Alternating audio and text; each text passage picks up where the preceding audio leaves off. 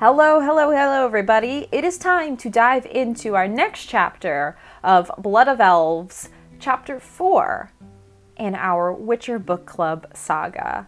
So grab a drink, get yourself relaxed, and join me as we dive into the Witcher Book Club.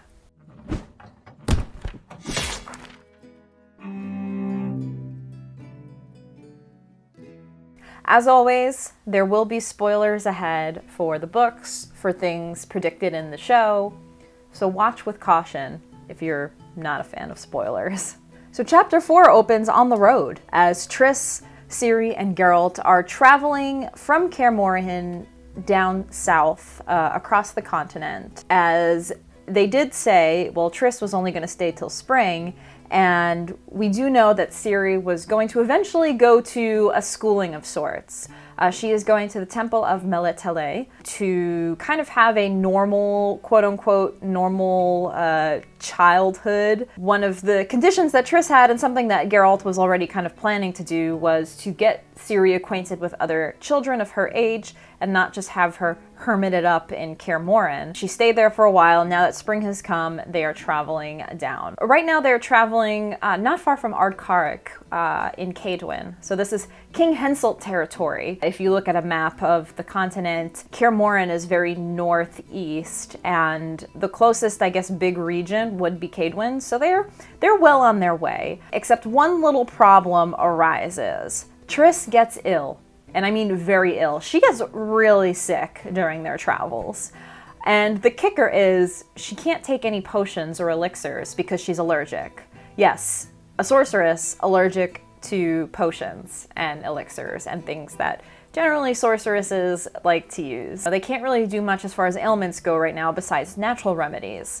But as they're traveling, Geralt stops at a fort somewhere in Cadwyn, talk with some of the troops who serve King Henselt, and, trying to see if anybody can help Triss, as right now she is just really not doing well. I think the forces at this point, they're not too keen on having a sick person staying among their ranks, so there's not really much that they can do to help Triss, but they have a little bit of a chat with the Witcher, and apparently Geralt has been living under a rock his whole life, or he's been too hermity in Kaer Morhen, because apparently in this area of Cadwyn, they have a big problem.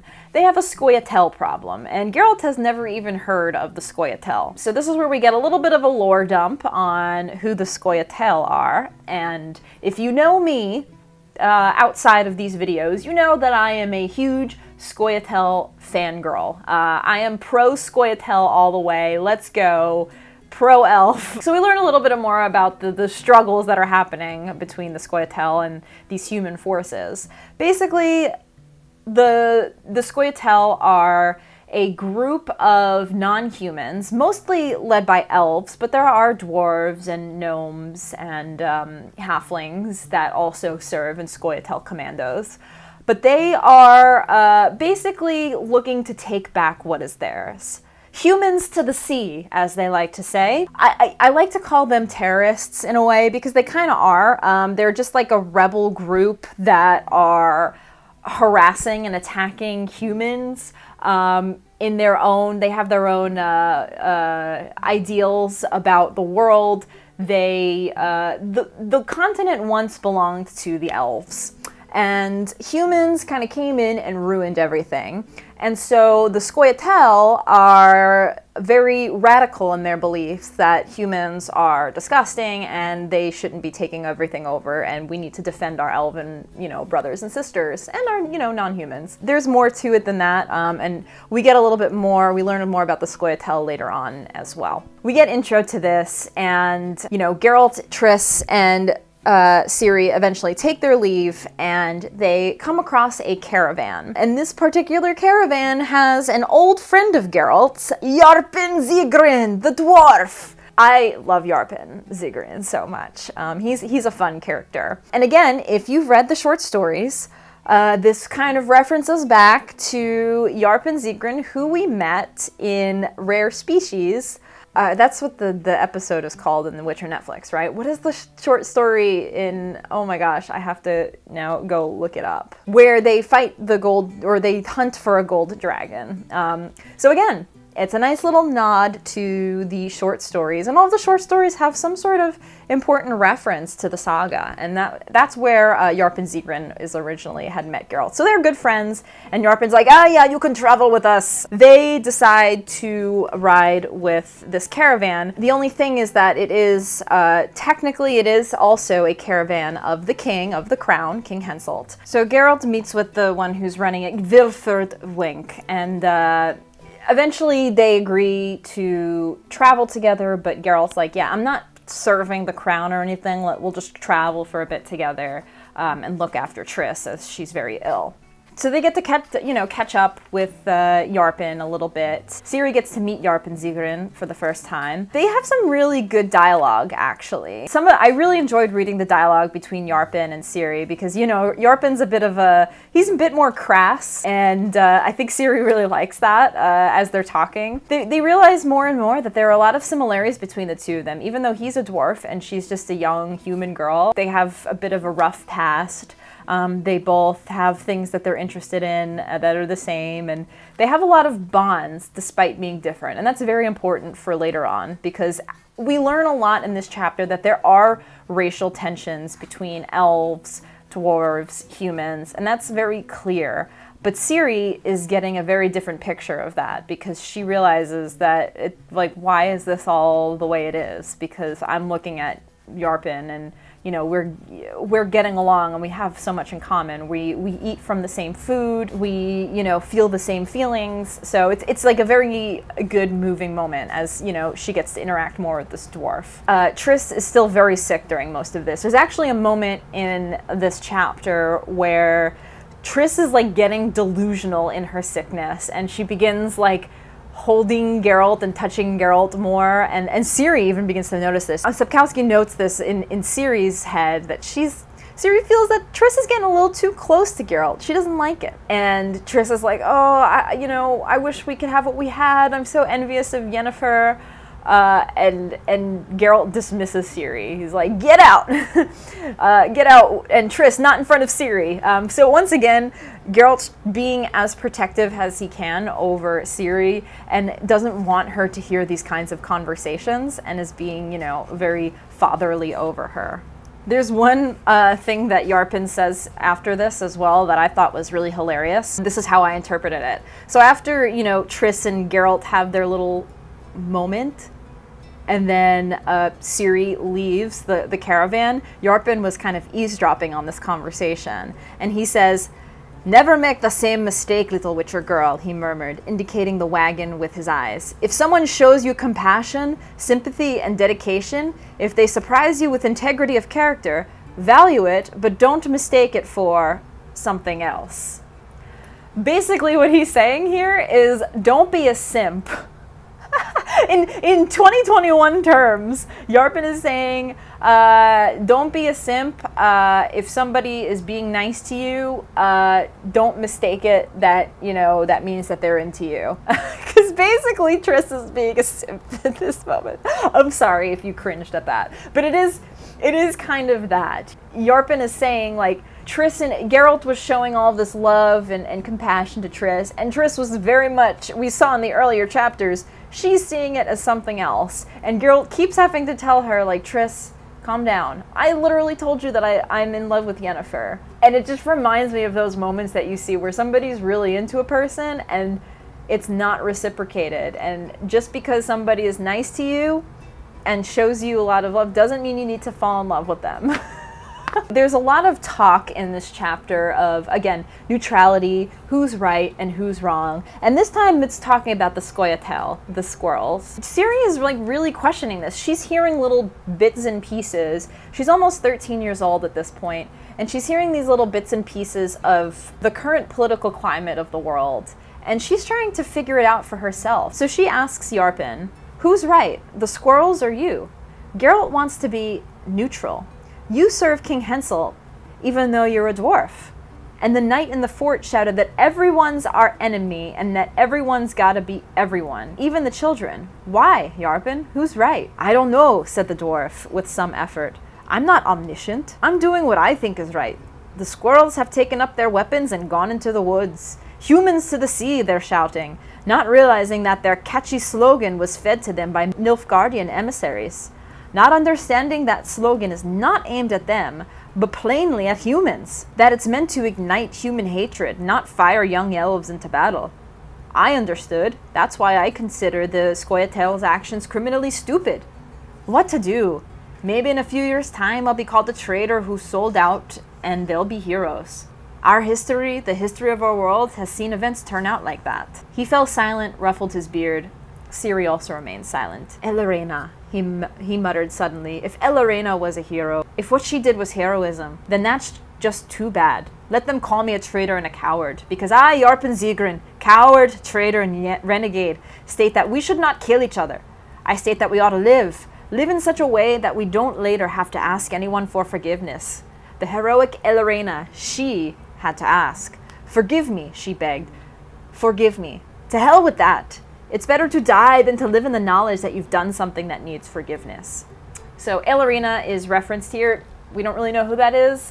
He just kind of says it without context, but we learn more about that later. Later on, they get Ciri to kind of scout ahead a little bit. She goes off, and for the first time, she's not around people, and she's kind of in her own thoughts. And she's thinking about all the things that she's learned thus far, about the current situation. So Ciri's kind of in her thoughts, and I really like this portion of the book because we get actual dialogue from Ciri's head. As she's going off on her own, this is like her first time where she feels kind of heroic, that she gets to, go on this assignment. She wants to kind of prove herself as with her Witcher training. Yarpen will bare his yellow horse teeth. Polly will shout, "Well done, little one." Geralt will smile faintly. He smiles, although he smiles very rarely. She thinks, once Nilfgaard comes up, she thinks back to Sintra, and she thinks about all the things that she's experienced thus far with the people who have died, all of the people who have died from Nilfgaard taking over, all of her people in Sintra that she lost. Clearly very much bothering her. She's 13 years old. She kind of has her own independence, and at this point she has her own thoughts on how she views things. And this whole thing about neutrality and indifference that Geralt keeps teaching, she's not about it. At this point, she says, a Witcher looking on indifferently? No, a Witcher has to defend people from the Leshy, the vampire, the werewolf, and not only from them, it has to defend people from every evil. And in Transriver, I saw what evil is. A Witcher has to defend and save, to defend men so that they aren't hung on trees by their hands. I've got a sword to defend people like those in Sodden and Transriver, because they don't have swords. This is like a difference between Geralt's view on being a Witcher and Ciri's view on being a Witcher, and it's obviously very different. First of all, there's a huge age gap between the two of them. Ciri sees being a Witcher as being a hero. She wants to be a hero, really is what she wants to be. She wants to defend people. In a way, it's a very narrow-minded view because she's so young and she doesn't really know better. Geralt, on the other hand, has seen a lot more than she has seen. But that's not to diminish the things that Ciri has seen, because she has seen a lot for her age. But Geralt has seen a lot, and at this point, he's kind of jaded in his life. And he has decided to take this neutral stance, or so he states. He kind of states this mantra of being neutral, but doesn't always act on that. And he very much is trying to instill this worldview onto Ciri, but she's not having it. So it's just a very interesting difference between the two of them. This next part of the chapter is Ciri comes upon some Scoia'tael. They don't spot her, and Geralt actually was following Ciri at this point. He wasn't just going to let her go off on her own. She's a young girl and he's responsible for her. But once they see the Scoia'tael, this is a moment where Geralt kind of has a teaching moment for Ciri. It's a really great moment, and it's one of my personal favorites in the entire book. They see the Scoia'tael heading off somewhere. It's actually a ruins site for the Elves, is where they're very near. It's called Sherowed. Geralt takes Ciri to Sherowed, and they look around. It was once an elven palace that is now ruins. Who destroyed it? Not the humans. The Elves destroyed it. They destroyed it before they left. The humans have built their palaces and they've built their cities on elven land. And the elves at this point are like, we're just going to start ruining our place because we don't want the humans to take our beauty that we built and build their own things on it. So they're just going to leave it in ruins. And so this was once an elven palace. But there's one thing here that kind of serves as a pilgrimage site for the Scoia'tael, and that is Eilerin, the white rose. There's a beautiful statue with roses around it. This moment of the chapter, I have such a vivid image in my head of this entire area. Like, I can actually visually picture it so beautifully when I read it. It's this brush green elven ruins. Everything's destroyed. There's pillars and everything, you know, in ruin. But there's this beautiful statue of a woman, of an elven woman, and her face you can still see so perfectly, with all of these vines and roses around it. And you see Eilerin, the white rose of Scoia'tael. And she kind of serves as a monument for the Scoia'tael. They kind of fight in her honor because she was a young elven radical who fought for what was theirs. And Geralt teaches this whole, you know, lore history lesson to Ciri and who she is. Older elves, many, many years ago, wanted to just kind of leave everything behind and move on, and they kind of were just like in their old ways and didn't want to do anything about the problem of humans, you know, taking over elven land. But Eilerin, she didn't want that. She wanted to fight. And she rallied up a lot of the young elves and decided, we're going to march out there and fight these humans and not let them take over our lands. We need to fight for everything that we own. While the older elves were like, nah, we're out. So she rallies up all of these young elves and they go out and fight. Unfortunately, they all die. They die for a beautiful cause. The one thing that Geralt brings up is that elves are only fertile when they're young. And so Eilerin, in you know, radicalizing these young elves, she ends up killing a lot of those who would be fertile, and it's a way where the elves kind of are dying out a little bit because of that, and it's very sad. It's just a story that I read and I just really love. I don't know, there's something about this, like this idea that the Scoia'tael have, that they want to fight for what they believe in. I actually based one of my D&D characters off of Eilerin and Teruviel a little bit. And so when I read this story, I was very inspired, and I made a similar story about elves wanting to take back their homeland. So Ciri decides to take a white rose from this beautiful statue, and she pins it onto her lapel, and she has one of the white roses of Scoia'tael. When she grabs it, you know, it's a thorny rose, it pricks her, and she has a vision of the caravan being attacked, Yarpen and Polly and Triss being attacked. And that's when Geralt realizes, oh shit, she's having a prophecy, they're getting attacked, let's go back. They rush back to the caravan and it's being attacked, and we get one of our first big action scenes of the book. The caravan is fighting a Scoia'tael commando, and it's a pretty intense fight.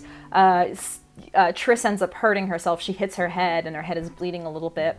They fight a bunch of Scoia'tael. There's a dwarf Scoia'tael member that they're fighting. Ciri gets to fight for the first time as well. And she realizes that it's not like training at Kaer Morhen. She actually freezes up. Her knees are trembling and she's trying to grab her sword, and it's a lot harder than she thought it would be because this is a real fight. She's fighting a real person. That's a lot for a 13-year-old to do. You know, it's not like the simulations. It's not like the Pendulum. This is real life. There's one beautiful elven Scoia'tael woman who is ready to attack Ciri. She gets knocked back. The elven woman looks over and looks at Ciri, ready to strike, but she sees that white rose. And as this elven girl looks down and sees it, she goes, Eilerin. And she hesitates to attack Ciri, but it doesn't matter. Geralt comes in at this point and kills the elven woman who's in front of Ciri.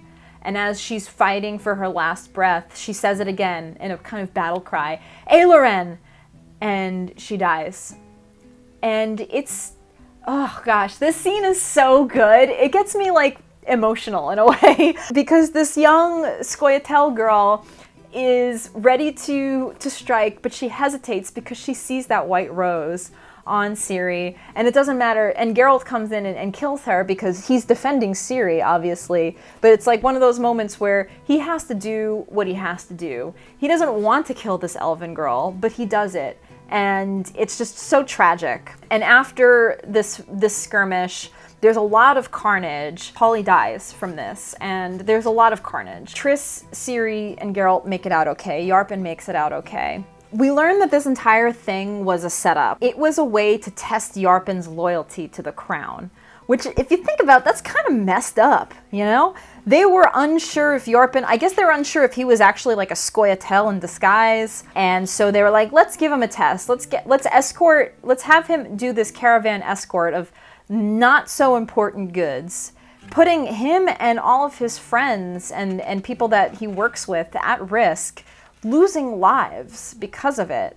And I guess in the crown's point of view, you know, if he's loyal, that's great. It's a win-win for them because it's a test, but also if they get attacked by a Scoia'tael caravan, there might be one less commando that they have to deal with. And so it shows you that the humans, even though the Scoia'tael are these elven radicals who are, you know, attacking people, just random, you know, attacking humans on sight, the humans are not very good either. They put all of these people at risk just to test some loyalty. And now there are people who had mothers and brothers who are dead because of this.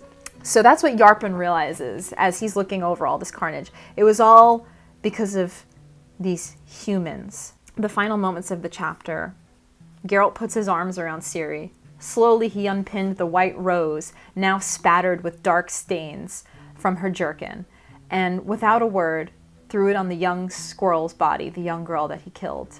"Farewell," whispered Ciri. "Farewell, Rose of Sherowed. Farewell and forgive us," added the Witcher. Oh, this story makes me very emotional. I get all like teary-eyed over it because it's just a very impactful story. I'm getting all emotional over it because it's so good. It's just, this world of The Witcher is so shrouded in many people who do horrible things, and the humans and the elves are both not in the right, but they're also kind of in their own way trying to do what they think is right, and nobody really knows who's right or wrong. And there's just so many lives lost because of it.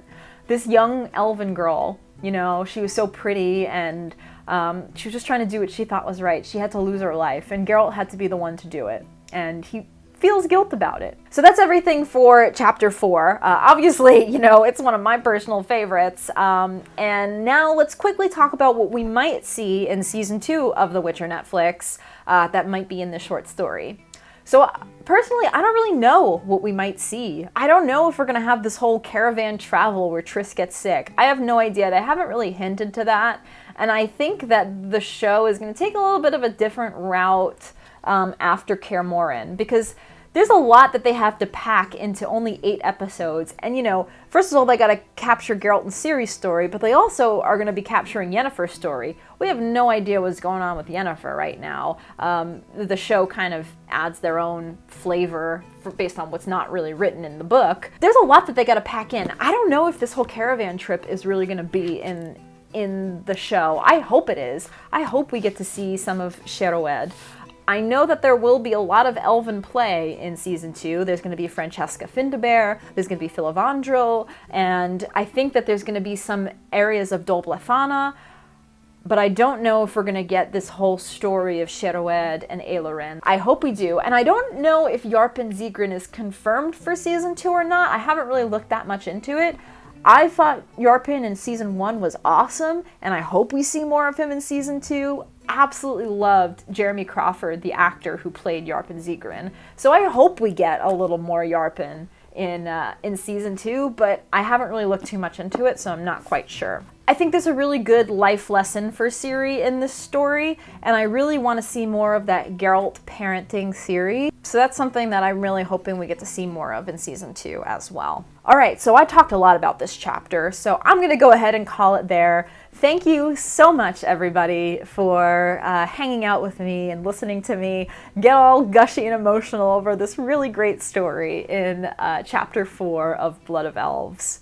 So I will see you all in the next one, where we go into Chapter 5, which takes a whole different turn in the story. And I look forward to seeing you guys in the next one. So, see y'all. Bye!